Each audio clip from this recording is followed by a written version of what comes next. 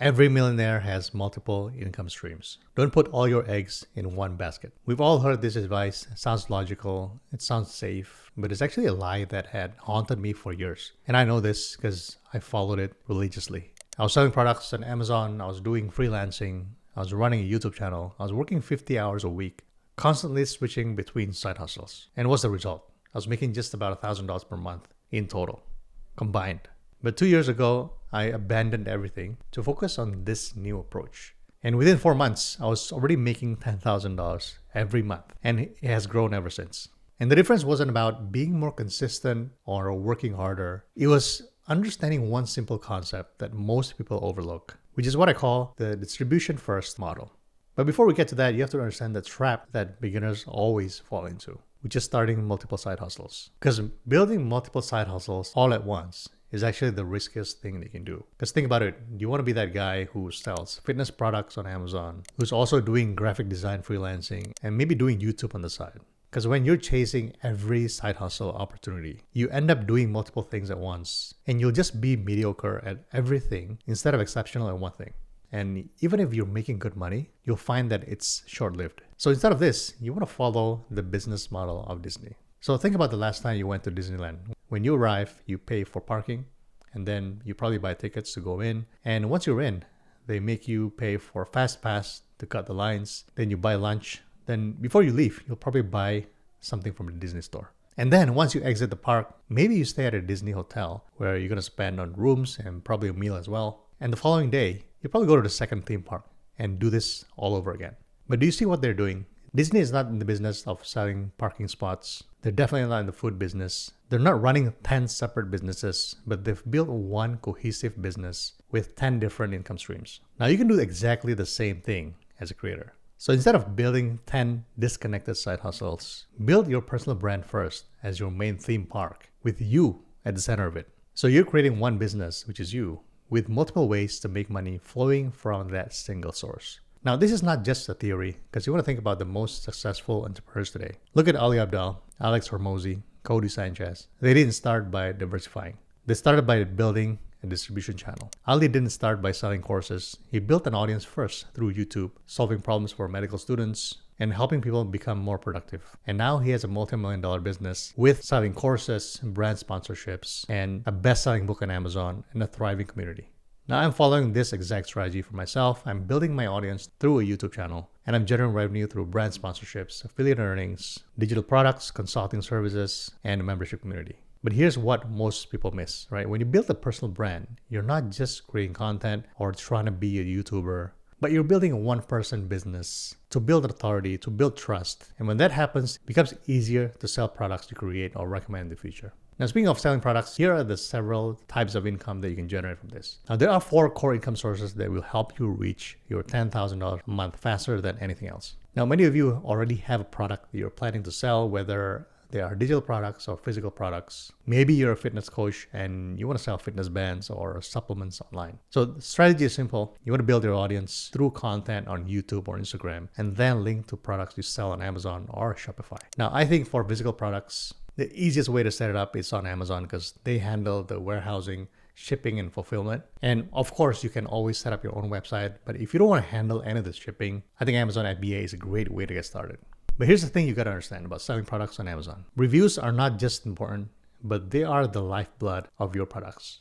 So without them, it's basically impossible to compete with existing sellers who already have thousands of reviews. So you're going to need a system that generates reviews automatically. And that's where today's sponsor comes in. Get Reviews AI is a game-changing tool that helps you collect genuine verified reviews across all the major platforms like Amazon, Shopify, Walmart, and even Target. So the concept here is simple. They help you create package inserts with QR codes that make it really easy for customers to leave authentic feedback. So I've been testing this tool myself, and what impressed me the most is how intuitive the entire system is. So they've got this design tool that let you create professional inserts in just minutes, and you can customize it with a QR code, and you can include things like extended warranties, gift cards, or special promo codes to boost your response rates. Now, what makes them different is that they're able to connect seamlessly with over 10 e-commerce tools like Google Sheets, Klaviyo, ShipBob, Tremendous, and this is not just about getting more reviews. It's about building a complete customer feedback loop.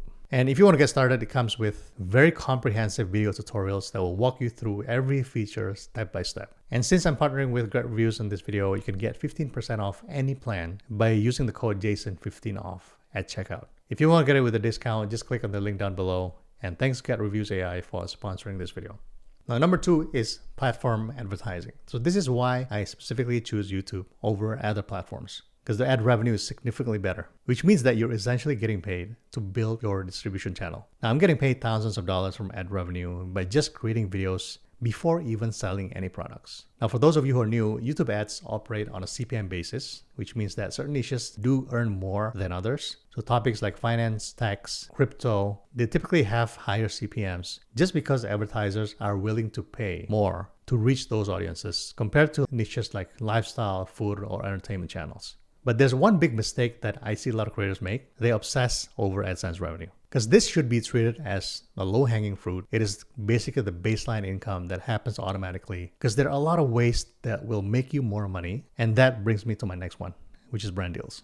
Yes, this is also a form of advertising, but it pays more than AdSense. Again, the fee varies, but it can range from a few thousand to tens of thousands of dollars per video, depending on your reach or the average views you get on your channel. Yes, it is tied to the amount of views you get, but your personality and your conversion rate can dramatically increase what you can charge the brands. Now, the best thing about brand deals is that you can deal with multiple videos across many months. For example, I'm currently booked out for 4 to 5 months now. So basically, my income from brand deals is quite predictable. And it's not something that you can get from running random side hustles.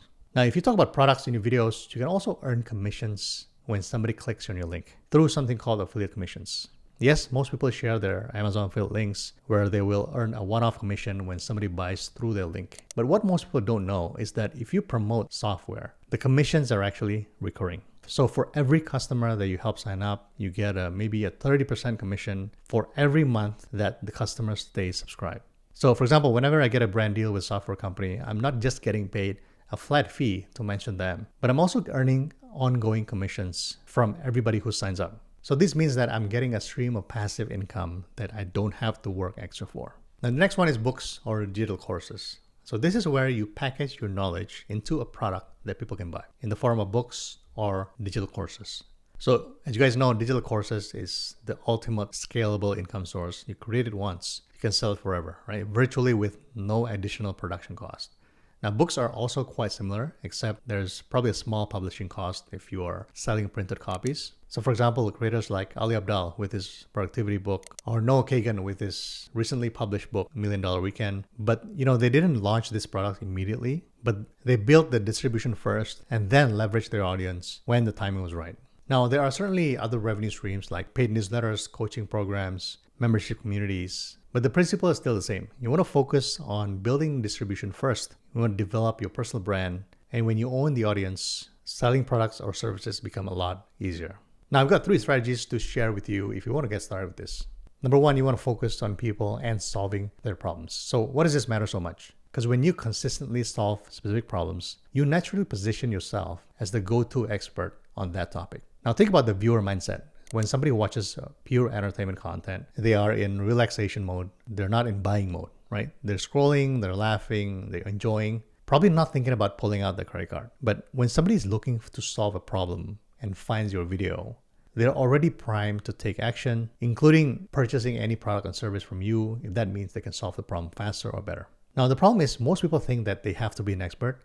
Look, you don't have to have a degree in the topic to be able to talk about it. Because look at this creator, Daniel Scragg. He's just documenting his journey building a software startup. And he's not trying to come off as the expert, doesn't have all the answers, but he's just showing what he's doing, sharing what's working and what's not. And if you notice here, he's got 35,000 views on his very first video and 1,200 subscribers just with 3 videos on his channel. Number 2, you want to focus on painful and recurring problems. The more painful and the more recurring the problem is, the more profitable the business can be. Let me give you some examples. So think about a video on how to properly polish a car.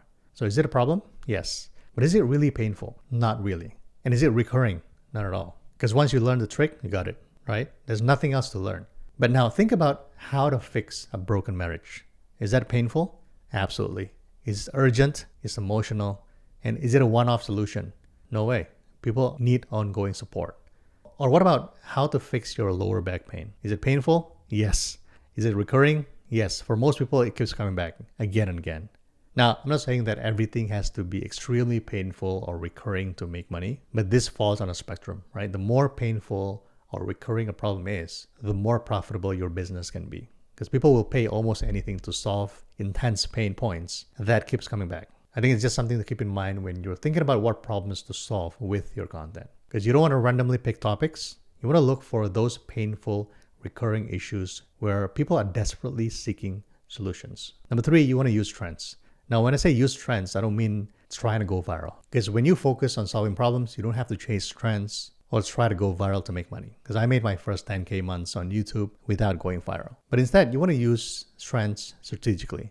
The key is not to jump from one trend to another, but marrying a proven trend with your core content. So when I first started my channel, it was when ChatGPT was first released, and I combined AI content with my business content, which at that time, not many people were doing yet. And that helped me boost my channel and grow much faster. So think about what current trend that is happening right now and how you can incorporate that into your content in a way that aligns with your topics. Now, you might be thinking, all right, I love this one-person business model idea, but what's the catch here? I think every business model has its downsides. And I want to be completely honest and show you one big downside.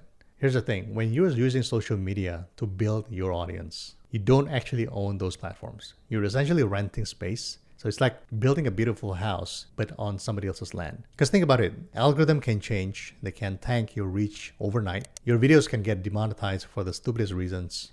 You might get shadow banned, or even worse, the entire platform could change hands. Because look what happened with Twitter after Elon bought it. Or what about TikTok that is facing potential ban?